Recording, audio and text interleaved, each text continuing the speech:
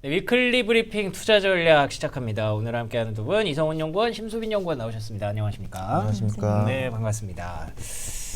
일단은 이성훈 연구원과 그 중동 이슈 좀 들여다보고요. 네, 그리고 심수빈 연구원과 그 관련해서 이제 자산 시장의 움직임들 한번 체크해보는 그런 시간으로 만들어 보겠습니다.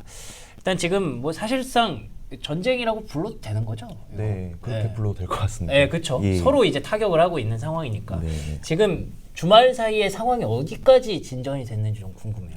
네, 일단 타임라인부터 간략하게 네네. 말씀드리자면 13일에 이제 이스라엘이 이란의 이제 핵 연구소 등 이제 군사 시설 타격을 시작을 했고요. 이스라엘 먼저 때렸죠. 그렇죠. 네. 그리고 이제 바로 이제 이란의 미사일 본복 공격이 이제 감행이 되면서 이러한 이제 지정학적 갈등이 이제 증폭되고 있는 양상이다. 이렇게 말씀드릴 수가 있고요. 결국에는 이제 계속 이제 주말간에도 이제 관련된 전쟁이 격화되는 양상들이 나타나고 있었습니다. 이란의 이제 이번 보복 공격으로 인해 이제 이스라엘로 하여금 이제 추가 공격의 명분을 이제 현재는 제공할 수 있는 상태다. 이렇게 말씀을 드릴 수가 있고요. 또 이제 15일에 이제 예정된 미국과 이제 이란의 6차 핵 협상도 결국 이러한 부분 때문에 결국 취소 수순을 밟은 상황입니다. 이러한 부분들이 결국 이제는 글로벌 원유 가격 급등과 이제 시장 금리 상승으로 이루어지면서 이제 금요일날 미국 증시도 이제 큰 폭으로 하락을 했고 아무래도 이번 주까지는 이러한 지정학적 리스크의 영향권에 아무래도 단존하지 않을까 이렇게 보고 있는 상황입니다. 그렇군요. 예, 중장기적으로 끌고 가기에는 이란이 좀 힘에 부칠 수 있다라는 분석들이 나오고 있는 건 사실인데, 근데 그게 사실은 우리 입장에서 단기적인 부분들을 안 볼 수가 없잖아요. 매일매일 매매하셔야 되는 투자자분들 입장에서 단기적으로는 지금 지정학적 리스크의 변동성을 겪어야 하는 불가피한 그런 상황으로 일단 벌어지고 있습니다. 또 오늘 밤에 또 무슨 일이 있을지 모르는 그런 분위기가 지속되고 있으니까요. 근데 어쨌든 중장기적으로 조금 어려울 수 있다, 이란이 어려울 수 있다라고 얘기를 하는 게 결국 이스라엘의 뒤에 조금 지금 되게 신기하게 노골적으로 미국이 지원을 해주는 것 같은 그런 느낌이더라고요. 네, 일단 뭐 저도 이제 금요일에 이제 뉴스플로우를 접하면서 느꼈던 게 이제 이스라엘과 관련된 전쟁을 뭐 용인한다라는 뉴스플로우도 조금 나오더라고요. 그러니까요. 그래서 그런 부분들이 오히려 이제 트럼프로 하여금 오히려 전쟁에 대한 불확실성을 더 높이는 요인으로 작용을 할 수 있지 않나라는 이제 그런 부분들이 더 이제 격화되지 않을까라는 우려가 지금 점증하고 있는 부분이 있었는데. 그 주말간에 어쨌든 이제 푸틴이랑 트럼프 간에 이제 통화를 하면서 결국에는 이제 미국 입장에서도 평화적으로 이제 중재를 해야 된다라고 이제 개입을 하고 있는 상황이고 또 이제 15일에서 17일에 G7 정상회의가 예정이 되어 있는 상황입니다. 그러네요. 아마 그러한 이제 정상회의에서 주요국들이 이제 이러한 중동 중세 정세에 대해서 좀 중재하는 흐름이 좀 나타날 수 있다라는 점을 감안을 한다면 아마 이제 지정학적 리스크는 좀 차츰 좀 완화되는 흐름으로 나타나지 않을까 이렇게 개인적으로는 생각을 하고 있는 상황입니다. 그렇군요. 일단 전쟁이라는 게 뭐 냉정하게 생각을 해보면 누군가가 뭔가 얻을 게 있으니까 하는 일이겠죠. 근데 그런 것들이 지금 미국이랑 이스라엘 쪽에 뭔가 분명히 있을 겁니다. 근데 사실 G7 정상회담이라든지 이런 걸 가면은 그 명분을 얘기할 수가 없거든요. 다른 나라들이 이 싸우는 게 맞냐 이렇게 얘기를 해버리면 모르겠어요. 트럼프는 또 워낙에 스트롱맨이기 때문에 그것도 개의치 않을 수도 있을 것 같기는 합니다만 지금 뭐 푸틴이랑 통화한 것도 얘기해 주셨고 전 세계적으로 미국 이래도 되니? 라고 계속 이렇게 압박을 가하면 과연 길게 끌고 갈 수 있을까라는 생각도 들고요. 결국 이란의 선택지도 중요하고 미국의 선택지도 중요해진 그런 상황이라고 봐야 될 것 같습니다. 근데 지금 딱 일단 발발한 지금 그런 상황이기 때문에 지금 자산시장으로 좀 들어가 볼게요. 심수민 연구원님, 지금 국제유가가 단기적으로 좀 급등을 했는데 앞으로 어떻게 보십니까? 일단은 지금 현재 상황 자체가 계속해서 진행 중이기 때문에 사실 유가의 추가 상승 가능성을 좀 열어둘 필요가 있다라고는 보고 있습니다.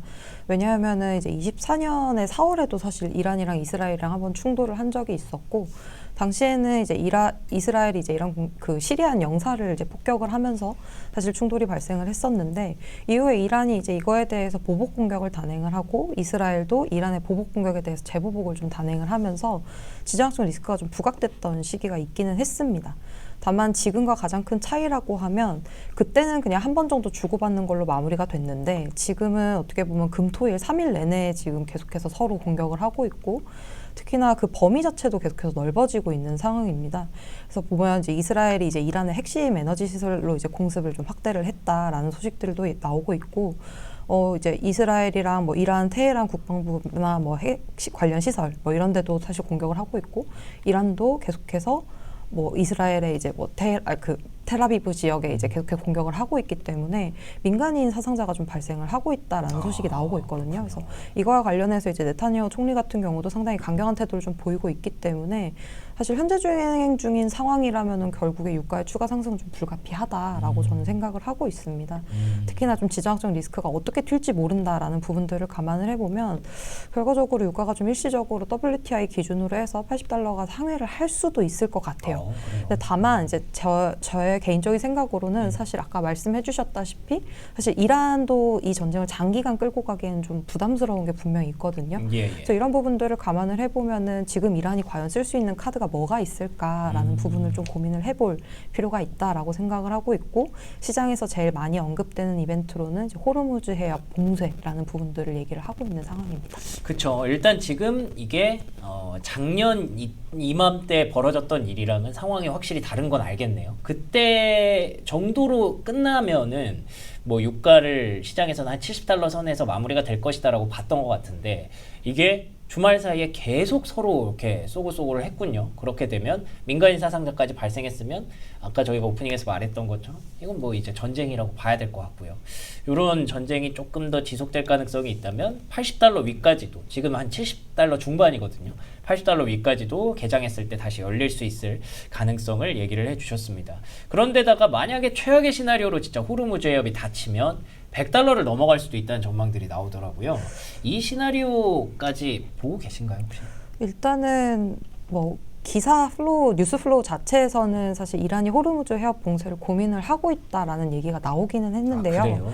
과거에도 사실 호르무즈 해협 가지고 뭐 협박을 했던 사례들은 좀 여러 번 있었습니다. 네네. 그렇지만 실제로 사실 호르무즈 해협 봉쇄를 하기는 좀 어렵다라고 보통 얘기를 하고 있는데, 그 이유는 일단 호르무즈 해협을 통해서 이제 운송되는 원유량 자체가 한 전체 운송량의 한 20% 정도가 됩니다.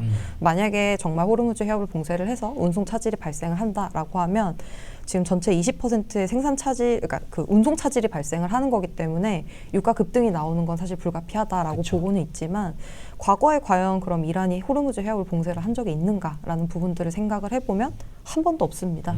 그래서 이런 것들을 고려를 했을 때는 실제로 사실 호르무즈 해협을 봉쇄를 하기도 어렵고요. 두 번째로는 만약에 호르무즈 해협을 봉쇄를 했을 때 누가 가장 큰 피해를 입을까라는 부분을 고민을 해보면 결국은 이란산 원유를 제일 많이 수입하고 있는 중국, 그리고 이란도 어쨌든 본인들의 해협을 막는 거기 그쵸. 때문에 네. 본인들이 필요한 상품을 받을 수가 없게 됩니다. 그래서 이런 부분들을 감안을 해보면 실질적으로 호르무즈 해협 봉쇄까지 가기는 좀 어렵다라고 저는 개인적으로 생각을 하고 있어서, 그 말은 결과적으로 실질적인 공급 차질은 없다라는 걸로 좀 연결이 될 수 있거든요. 뭐 물론 이제 지금 미국이랑 이란이랑 핵 협상이 취소가 되면서 뭐 이란에 대한 미국의 제재가 강화될 수 있다라는 부분들이 분명히 유가의 상방 압력은 좀 충분히 자극을 할 수 있다라고는 보지만, 실제 공급 감소까지 이어지는지는 좀 더 지켜볼 필요는 있다라고 생각을 하고 있습니다. 그래서 세 번째로는 이제 아까 말씀드렸던 것처럼 작년이랑 사실 제일 큰 차이가 뭐냐면 오펙이 증산을 하고 있어요. 특히나 증산 속도를 지금 좀 높이고 있기 때문에 이런 부분들을 감안을 해보면 어쨌든 이란산 원유가 줄어도 사실 수송에 차질이 없다라고 했을 때는 증산이라는 부분도 좀 감안을 해봐야 되거든요. 그래서 이런 부분들을 고려를 했을 때 유가가 단기적으로는 뭐 80달러 정도 뭐 일시적으로 상회를 할 수는 있겠지만, 사실 크게 실제 공급 여건에 변화가 없다라고 했을 때는 유가도 급등분을 좀 되돌릴 가능성이 좀 더 높다라고 보고 있습니다.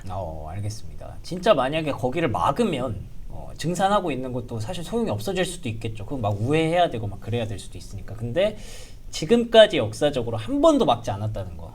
만약에 뭐 이번이 처음이 될 수도 있겠죠. 최초로 막을 수도 있겠지만 그럴 가능성은 이란 입장에서도 좀 자승자박이 될 가능성이 있기 때문에 크지 않을 것이다. 이렇게 본다면 전쟁도 어떻게 보면은 막 장기화된다고 보시지는 않는 것 같아요. 어떻게 보세요?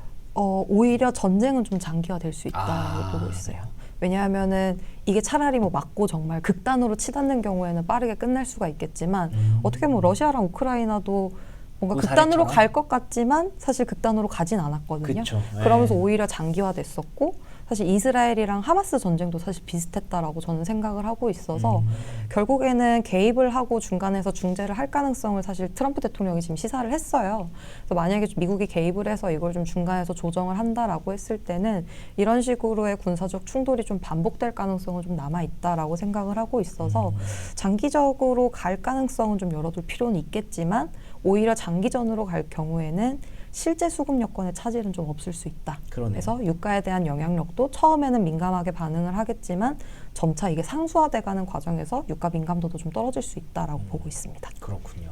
결국 미국이랑 이란이 어떻게 선택하는지에 따라서 좀 키를 잡고 있다고 생각했는데 이쪽 둘은 어떻게 보면 상식적인 선택을 할 가능성이 높다고 봐도 이스라엘은 또 아닐 수도 있거든요. 이스라엘은 뭐 요즘에는 사실 뭐 본인들의 어떤 군사력을 과시하고 싶어하는 그런 의도도 없지 않아 있는 것 같아요. 그래서 계속 이 전쟁을 이어갈 가능성도 배제할 수는 없겠는데 그렇지만 러시아 우크라이나 전쟁이 그랬던 것처럼 지금도 사실 러시아랑 우크라이나는 전쟁을 하고 있는 상황인데 지금 시장에서는 그거를 크게 봐주지 않는 것처럼 점점 더 상수화될 가능성을 염두에 두고 계시는군요. 그러면 전체적인 자산 시장의 흐름은 지금 뭐 유가 급등하고 금 가격 올라가고 달러 반등하고 이런 흐름은 어떻게 보세요?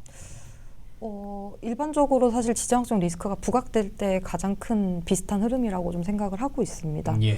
사실 뭐 유가 민감도는 떨어질 수는 있겠지만 사실 금이나 달러로 봤을 때 이제 안전자산에 대한 수요는 좀 높아질 수 있는 시점이다라고 생각을 하고 있고요.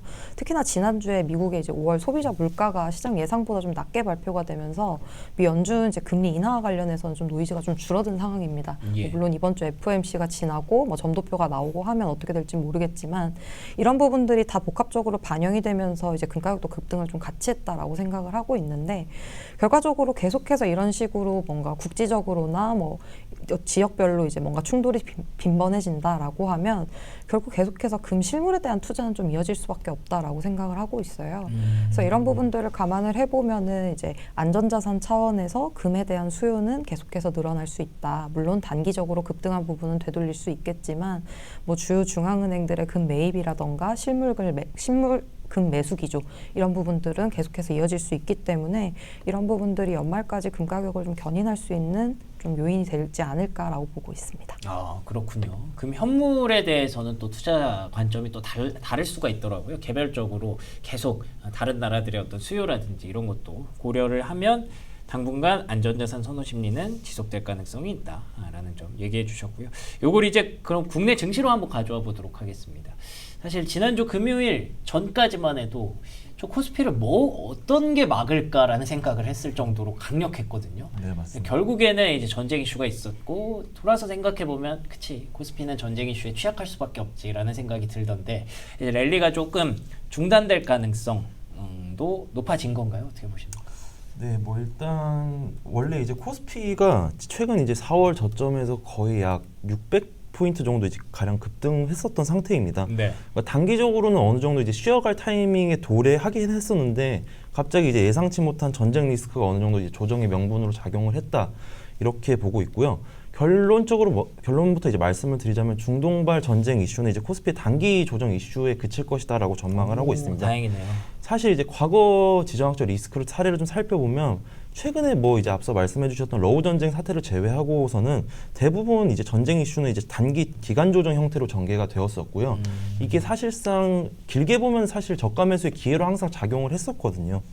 그리고 실제로 지금 이제 외국인 수급 기조가 6월 이후에 이제 집중적으로 이제 유입이 되었었는데 이러한 이제 코리아 디스카운트 해소와 같은 새 정부 정책 기대감은 사실 전혀 이제 훼손이 되지 않은 상황입니다. 그렇죠. 결국에는 이제 3분기 그리고 길게 보면 4분기까지도 어느 정도 이제 증시의 상승 경로는 어느 정도 유지가 될 수 있다라는 게 핵심 포인트다라고 한다면 중동발 이슈가 아마 이번 주나 뭐 한 다음 주까지 어느 정도 단기적으로 변동성 확대 요인으로 작용을 할 수는 있겠지만 길게 보면은 이제 결국 민감도가 낮아지는 국면에서 재차 코스피는 3,000포인트를 향하는 이제 그림을 재차 이제 보여주지 않을까 이렇게 보고 있습니다.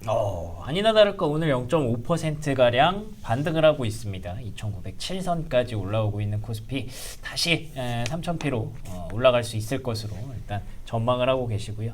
물론 언제가 될지 몰라요. 3, 4분기 계속 이제 상승 랠리를 이어간다는 가정하에 나온 얘기이기 때문에 어쨌든 중동 이슈가 뭐 그렇게 그 경로를 막 이탈하게 만들지는 않을 것이다라고 보고 계시니까 다행이네요. 외국인들의 수급은 어떻게 보십니까? 일단 지난주까지 8거래일 연속 순매수가 들어왔거든요. 네, 맞습니다. 그 2주 연속 사실 코스피에 대한 2조 원 외국인이 순매수 기조가 나타났었고요. 그리고 외국인 수급 관점에서 좀 말씀드리자면 저번 주 이제 금요일 장의 특징을 조금 보시면 될 것 같아요. 예. 장 초반 이제 중동발 이슈가 발발을 하면서 장 초반에는 이제 외국인의 매도세가 좀 출현을 했었는데 사실 증시 하락을 주도했던 거는 이후에 장 후반 갈수록 기관에 대한 매물이 출회가 되면서 사실 코스피 하락을 주도를 했거든요. 네. 오히려 이제 외국인 같은 경우에는 후반부로 갈수록 그 코스피 2,880포인트를 저점으로 이제 저가 매수가 지속적으로 유입되면서 결국 금요일에도 이제 약 1,000억 원 가량 이제 순매수 기조로 마무리가 되었습니다. 이제 이번 주 같은 경우에도 결국 최근 이제 코스피 급등에 따른 뭐 가격 부담이나 지정학적 리스크 그리고 뭐 이번 주엔 사실 FOMC도 있어갖고 약간 이러한 부분들이 외국인 입장에서 어느 정도 이제 관망세 흐름으로 나타날 수는 있겠으나 그러네요. 이게 사실 결국 앞서 말씀드릴 거랑 연동해서 말씀드리자면 외국인의 수급 기조는 전혀 이제 훼손되지 않을 것이다. 어느 정도 순매수 기조는 지속될 것이다. 이렇게 전망을 하고 있고요. 금주 이제 수급적인 측면에서 보면은 결국에는 이제 그 대선 이전에 기관 중심의 이제 수급이 유입되면서 증시의 상승을 이제 이끌었는데 이러한 지정학적 리스크랑 연동을 해서 기관 수급이 얼마나 이제 출회가 되는지가 이번 주에는 국내 증시의 방향성을 결정하지 않을까 이렇게 보고 있습니다. 아, 그렇군요. 결국에는 외국인이 뭐 무너지지 않는다면 기관의 수급이 좀 중요한 그런 상황. 외국인은 어쨌든 이번 주에 FOMC도 있고 해서 조금 조심스러울 수 있기 때문에 지난주 급격하게 거의 1조 원 가까이 목요일 금요일 기관의 매도가 나왔거든요. 그게 다시 회복되는지. 오늘 다행히도 일단 830억 정도 코스피 쪽으로 기관의 매수세가 유입이 되고 있습니다. 그러면은 FOMC나 뭐 이런 전쟁 상황이나 이런 것들을 고려하면 코스닥보다 코스피가 지금 선택지가 조금 더 양호한 편일까요? 네, 저는 일단 대형주 중심으로 대응하는 것이 맞지 않나 개인적으로 이렇게 생각을 하고 있고요. 예. 일단은 이제 외국인이 초기에 이제 수급이 집중될 때는 기본적으로 한국 증시를 사는 경향이 많기 때문에 중소형주보다는 대형주의 수급이 집중될 수 있는 가능성이 큽니다. 실제로 이제 최근 증시 흐름만 보더라도 대형주 중심의 반등이 조금 나타났다라는 점 이러한 부분을 반영을 한다라고 보고 있고요. 예. 그리고 이제 기본적으로 최근 이제 새 정부 정책 기대감이 반영될 수 있는 업종이 뭐 AI도 있겠지만 사실 지주나 증권 같은 대형주 코스피에 포진되어 있는 업종들이 많이 그쵸. 주목을 받았잖아요. 이러한 관점에서 볼 때는 단기적으로 어느 정도는 코스피 중심의 이제 상대 강도가 더 높을 수 있다 이렇게 보고 있고 그리고 만약에 지정학적 리스크가 사실 좀 격화가 된다라고 하면은 유가가 이제 폭등을 하면서 기대 인플레이션이 상승을 하고 이에 따라 이제 시장 금리가 상승하고 이제 연준의 금리 인하 기대감이 소멸을 한다면 이게 사실 그 중소형 성장주 중심의 코스닥에는 어느 정도 하방 압력을 가할 소지도 분명히 있다 이렇게 보고 있습니다. 그래서 이제 전쟁 리스크를 조금 지켜보면서 코스닥보다는 좀 코스피 중심으로 대응하는 것이 적절하다 이렇게 보고 있는 상황입니다. 그러면 업종은 어떻게 가져가야 될까요? 막 방산, 조선 뭐 이런 게 분명히 에너지 뭐 이런 게 분명히 지금은 주목을 받을 텐데 그쪽을 계속 봐야 되나요? 아니면 다른 쪽으로 좀 눈을 돌려야 되나요? 뭐 일단 이번 주 같은 경우에는 저희 흔히 이제 전쟁 해지 테마주라고 볼 수 있는 뭐 대표적으로 에너지주나 그리고 이제 방산주도 마찬가지죠. 방산 에너지주가 이제 반등을 할 수 있는 기회가 좀 있다라고 보고 있고요. 실제로 이제 지난주 금요일 미국 증시만 보더라도 대부분의 이제 업종들이 하락을 했는데 방산주 에너지주는 좀 선방하는 흐름을 보였습니다. 결국에는 이러한 이제 그 방산이나 에너지와 같은 전쟁 해지 테마는 이번 주에는 조금 주목을 받을 수 있는 환경이다 이렇게 말씀을 드릴 수가 있는데 네. 다만 이제 방산과 에너지주는 어느 정도 구분을 할 필요가 있다라고 보고 있고요. 에너지주는 사실 이러한 이제 지정학적 리스크가 발발할 때 좀 단기적으로 주가가 급등하는 흐름을 보이면서 길게 보면 주가 변동성 확대 국면으로 나타날 수가 있는데 사실 방산주는 어느 정도 실적에 기반해서 계속 올해 그쵸. 내내 이제 주도주의 지위를 나타내고 있잖아요. 그래서 이게 6월 말로 갈수록 사실 지정학적 리스크 외에도 상호 관세 이제 유예 기간이 이제 마감일이 좀 도래를 하면서 관세에 대한 불확실성도 어느 정도 점증할 수 있는 구간입니다. 근데 이제 방산주 같은 경우에는 어느 정도 이제 관세에 대해서 이제 어느 정도 무풍주에 대한 인식이 있기 때문에 방산주에 대한 시각은 어느 정도 6월 말까지는 긍정적인 시각을 유지하고 있는 상황이다 이렇게 말씀드릴 수 있겠습니다.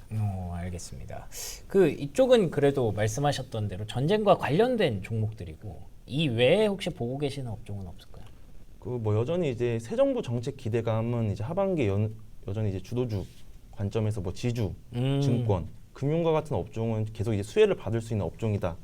이렇게 생각을 하고 있고요. 예. 뭐 이제 앞서도 이제 AI 플랫폼 얘기를 해주셨는데 일단은 기본적으로 현재 정부는 그 정부 정책 드라이브를 굉장히 강하게 가져갈 수 있는 여건이 이미 맞춰진 상황입니다. 그래서 그 이제 정부 정책, 증시 관점에서 정부 정책의 이제 두 가지 축인 거버넌스 개혁이나 아니면 이제 AI 관련된 종목들은 꾸준히 조금 지켜볼 필요가 있지 않나 이렇게 보고 있습니다. 알겠습니다. 아까 잠깐 얘기해 주신 대로 새 정부 출범에 대한 기대감이 없어진 건 아니니까 그 모멘텀은 국내 증시에 계속 남아 있는 거고 그게 결국 지금까지 2,900까지 끌어올린 원동력이었으니까 이와 관련된 종목들은 살짝 지금 오히려 흔들릴 때 다시 확인해 봐야 되는 그런 섹터일 수도 있겠네요. 자, 그러면 이번 주 주목해야 될 이벤트 한번 정리해 보고 마무리할까요? 네, 사실 이번 주 같은 경우에는 메인 테마 자체는 이제 이스라엘 이란 간 그쵸. 전쟁 확전 여부가 이제 메인이 될 것이다라고 보고 있는데 예. 사실 그 외에 이제 두 번째로 중요한 건 이제 18일 수요일이고 한국 시간 목요일 새벽에 나오는 FOMC 회의가 이제 두 번째로 가장 중요한 이슈가 될 것이다 이렇게 보고 있고 예. 그 외에는 이제 미국과 중국의 이제 실물 지표 정도가 주목할 볼 만한 이제 매크로 지표가 되지 않을까 이렇게 보고 있는 상황입니다. 알겠습니다. 결국에는 전쟁 없었으면 FOMC가 가장 중요했을 텐데 전쟁 때문에 계산이 좀 복잡해지기는 했습니다. 그래도 일단은 뭐 곳곳에서 조금 긍정적인 이슈들도 좀 나오고 있는 것 같으니까 지금 상황이 어떻게 될지 전황이 어떻게 될지 주 초반에 좀 확인해 보시고요. 주 후반에는 FOMC와 뭐 소매 판매, 실물 지표 이런 것들 잘 보시면 좋을 것 같네요. 자, 지금까지 두 분과 함께한 시간 여기서 마무리 짓도록 하겠습니다. 오늘 좋은 말씀 고맙습니다.